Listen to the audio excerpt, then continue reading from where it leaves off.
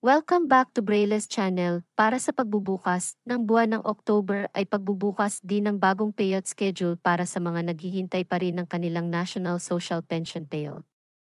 Saan na kaya ang mga ito? Kailan at anong oras matatanggap? Meron na kaya ang NCR? Ang lahat ng yan ay ating ibabahagi sa inyo. But before po tayo mag-start sa ating topic, kung bago ka pa lang sa aking channel, please do kindly subscribe, like, and share na din sa ating mga kaibigan, kaanak o kapwa nating pensioners at maging sa ating mga social media account para mas marami po ang makaalam ng kanilang payout at iba pang impormasyon na para po sa inyo. With no further ado, let's begin na po sa ating topic. Just in. Social pension ang unang payout schedule para sa buwan ng October as of September 30 of year 2024. Saan kayang lugar ito? Narito na po ang mga unang payout schedule ng National Pension para sa buwan ng October. Simulan po natin sa probinsya ng Imelda, Zamboanga. Sibugay, ang lahat ng beneficiaries ay makakatanggap ng para sa third quarter ng taon amounting to 3,000 pesos. Nakaschedule na po ang inyong payout this October 2. Hinati po ito sa dalawang team. Under ng Team 1 kabilang po dito ang Barangay Baluyan, Dumpos, Kanaan, at Barangay Mount View na mag-start ng alas 9 hanggang alas 3 ng hapon.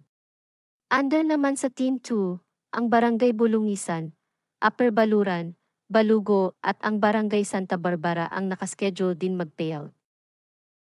On October 3 naman nakaschedule ang Barangay Israel, La Victoria, Malilittle Baguio at Barangay San Jose. Sa Team 2 naman ay ang Barangay Ilumbog, Little Baguio, Lumpanak at ang Barangay Ganjangan ang mag-payout. At sa panghuli October 4 nakaschedule mag-payout ang Barangay Gintolan at ang Barangay Lower Baluran. At sa Team 2 naman ang Barangay Poblasyon ang mag-payout na mag-start ng alas 8 hanggang alas 5 ng hapon. Ang sumunod na naglabas ng schedule ay sa probinsya ng Lanao del Norte. Ang lahat ng beneficiaries ay makakatanggap ng para sa fourth quarter ng taon amounting to 3,000 pesos. Nakaschedule na po ang inyong payout this October 5 at Lala Evacuation Center. Kabilang po dito ang Barangay Abaga, Darumawang Bukana, Darumawang Ilaya, El Salvador, Lala Proper, Matampay Bukana, Pasita, Pinuyak, San Isidro Upper at ang Barangay Simpak. Sa pangalawang araw October 16 nakaschedule mag-payout ang Barangay Andil, Kabasagan, Kamalan, Matampay Ilaya, Ribe, San Isidro Lower, San Manuel, Santa Cruz Lower, Santa Cruz Upper, Tenazas at ang Barangay Tunaan. At sa October 17 nakaschedule ang inyong payout na gaganapin sa Lala Evacuation Center.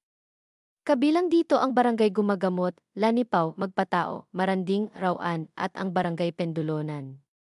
At ang panghuli ay sa October 18 para sa lahat ng unclaimed beneficiaries. Sa lahat ng barangay, gaganapin po ito sa inyong Senior Citizens Conference Hall. That's it. Ito pa lamang ang naglabas ng kanilang schedule para sa pagdating ng October. Manatili po kayong nakatutok sa aking channel para sa mga latest payout update at iba pang impormasyon na para po sa inyo. Marami pong salamat and God bless everyone.